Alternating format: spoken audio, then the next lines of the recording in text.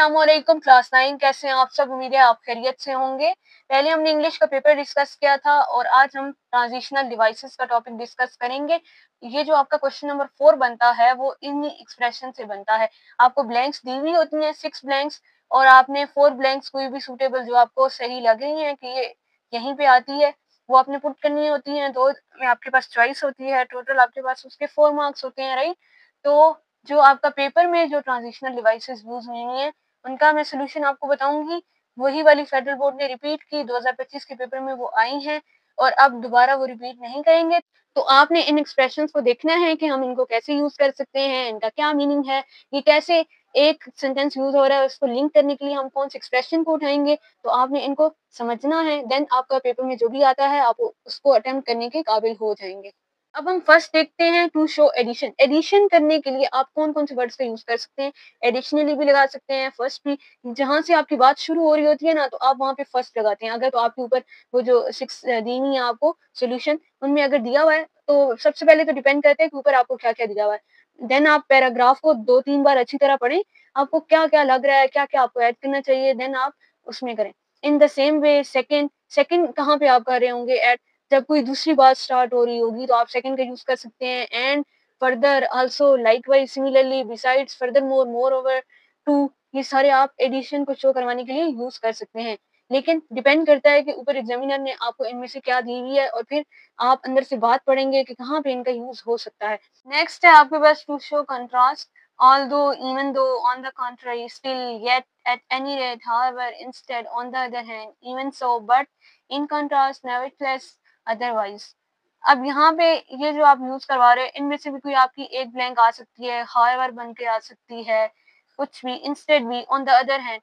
एक जगह आप यूज कर रहे हो कि I like the city for its vibrancy, on the other hand I dislike. एक जगह आप लाइक भी कर रहे हो, अपनी लाइक्स भी बता रहे हो, ऑन द अदर हैंड उसके बरक्स आप क्या कर रहे हो, आप सिटी को डिसलाइक भी कर रहे हो for its noise and pollution, right. So her word का डिफरेंट यूजेज है, आपके सेंटेंस पे डिपेंड करता है कि आप इनमें से कौन सा वर्ड उठाओगे। लाजमी नहीं है कि कोई ऐसी बात हो रही हो तो आप इनमें से कुछ भी उठा के डाल दो, भाई वीडियो में ये बताया था, ऐसा नहीं है।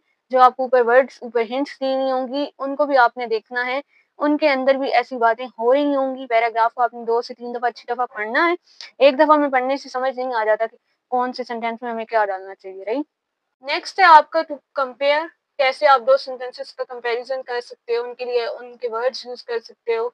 Also in the same manner, next, bye comparison, in the same way, equally. अब आप सोच रहे होंगे ये ब्लैक टिक क्यों लगाए हैं, ये ब्लैक टिक इसलिए लगाए हैं because these words are important. ये वर्ड्स कॉमन हैं, ये बार बार आते हैं पेपर में, कुछ रिपीट होते हैं, as a result, eventually, which, in addition, ये बहुत आते हैं वर्ड्स। तो उनसे रिलेटेड फॉर एग्जाम्पल भी आया है कई बार, हमारी बार भी आता था। फॉर इंस्टेंस, अबव भी आ सकता है, बिसाइड। ये मुझे इंपॉर्टेंट जो लगे हैं वो मैंने लिख दी है। नेक्स्ट है आपका to give examples. After all, for instance, specifically, indeed, in particular, that is, to illustrate, for example, in fact, in truth. ये सारे आप वर्ड्स यूज कर सकते हो एग्जांपल्स देने के लिए। फिर ऊपर आपको जो दिया हुआ होगा, फिर पैराग्राफ के अंदर अगर कहीं पे एग्जांपल आपको दी हुई होगी और पीछे ब्लैंक होगी तो आप फॉर एग्जांपल का यूज कर सकते हैं। अगर वो ऊपर नहीं दिया हुआ तो टू इलिस्ट्रेट का यूज कर सकते हैं, फॉर इंस्टेंस का यूज कर सकते हैं, जो भी आपकी ब्लैंक में ऊपर दिया हुआ होगा इनसे रेलिवेंट, फिर आप उनका यूज कर सकते हैं। नेक्स्ट है to show relationship in space. Relationship अगर आपको शो करवाना हो तो आप किन वर्ड्स का यूज कर सकते हैं। Above, beside, in front of, around, near then, inside, against, over, ये सारे वर्ड्स हैं। ये आपको पैराग्राफ की जजमेंट से ही पता चलेंगे कि आप कौन सा वर्ड यूज कर सकते हो। नेक्स्ट है to show relationship in time. Time की जहाँ बात हो रही होगी, afterward, meanwhile, first, second, third, once, yesterday, next, at last, now, simultaneously, before, later on, years ago, earlier, ये सारे आपके वर्ड्स यूज हो सकते हैं अगर ऊपर दिए हुए होंगे। इनमें से कोई एक ही दिया हुआ होगा जो इम्पोर्टेंट है ना आपके पास, वो क्या हो सकता है, आफ्टरवर्ड हो सकता है, मीनवाइल, फर्स्ट, सेकंड, थर्ड तो है ही इम्पोर्टेंट, साइमल्टेनियसली, नेक्स्ट हो सकता है, बिफोर हो सकता है, ये इम्पोर्टेंट है। नेक्स्ट है आपका टू शो लॉजिकल सीक्वेंस। अब लॉजिकल सीक्वेंस आपका पास ये finally, that is, in conclusion, above all, firstly, secondly. In conclusion is very important, finally is very important, firstly, secondly तो है ही है important. Next is to express opinion. actually, of course, apparently, certainly. Of course is important, actually is, and certainly is important. Next है आपका to summarise और conclusion. जब आप conclude कर रहे होते हैं आपने पैराग्राफ को, तो अब तब आप कौन से वर्ड्स को यूज कर सकते हो? Consequently, accordingly, in brief, as a result, in short, for this reason, hence, in summary, right.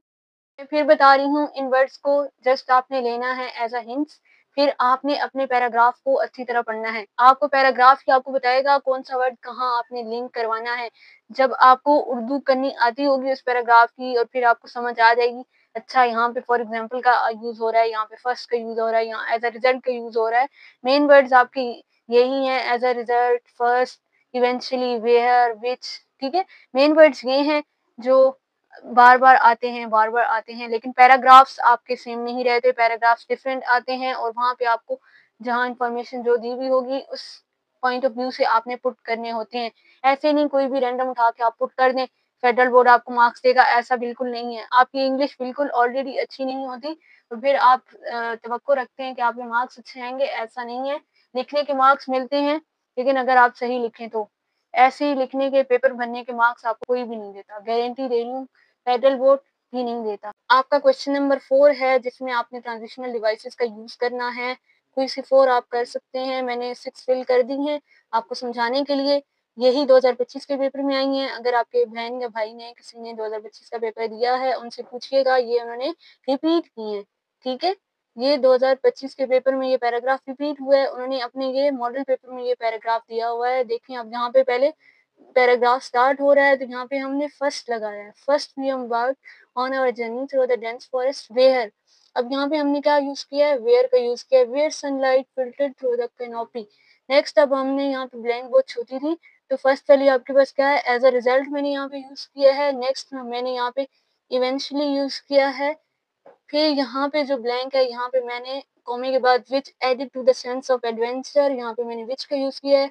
Next आपका last, in addition we reached a clearing.